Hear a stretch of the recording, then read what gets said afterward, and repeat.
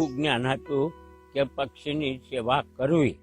પક્ષીની સેવા કરવાથી પરમાત્મા રાજી થાય એવી એક વાર્તા કહેતા અને એકાદી ચોકી કે એવું કંઈક બાંધી અને દાણા નાખતા અને રોટલા રોટલી દાણા આવું નાખતા. આ છે સિહોરમાં રહેતા રામજીભાઈ. ક્યારેક શિક્ષક રહી ચૂકેલા 84 વર્ષીય રામજીભાઈ સિહોરમાં એવો સેવા યજ્ઞ ચલાવી રહ્યા છે જેની ખ્યાતિ દૂર દૂર સુધી પહોંચી છે. પક્ષી સેવાની તેમની નિષ્ઠાએ આજે સિહોરમાં એક નાનકડું પણ સુંદર પક્ષી અભયારણ્ય બનાવી દીધું છે. પ્રતિદિન 1500 થી વધારે પક્ષીઓ ચણે છે.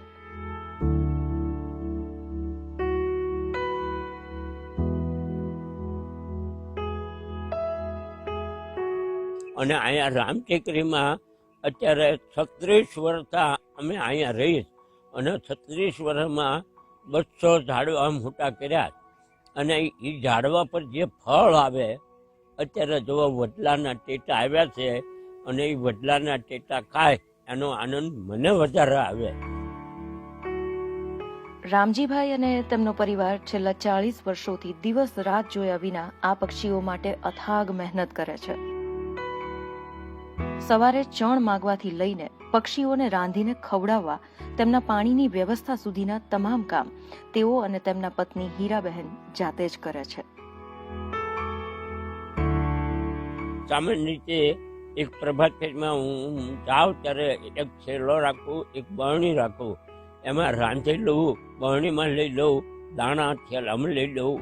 પછી 10 વાગે ગાંડાને ખવડાવવા જાઉં ત્યારે બધા હુખડિયાની દુકાને આંટો મારવું અને એ લોકો પક્ષી વાતે ગઈકાલની પૂરી, ગઈકાલના ભજીયા, ગઈકાલના ખમણ એવું બધું મને આપે.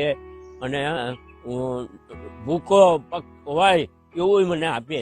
એ બધું પક્ષીને અમે ખવડાવીએ. કબૂતરનો વિભાગ અલગ, મોરનો વિભાગ ને કબૂતરનો વિભાગ અલગ, કાગડાનો વિભાગ અલગ, બુલબુલનો વિભાગ અલગ. અને પક્ષીને આ બધાની ખોરાક અલગ અલગ, કોનો ખોરાક કેવો.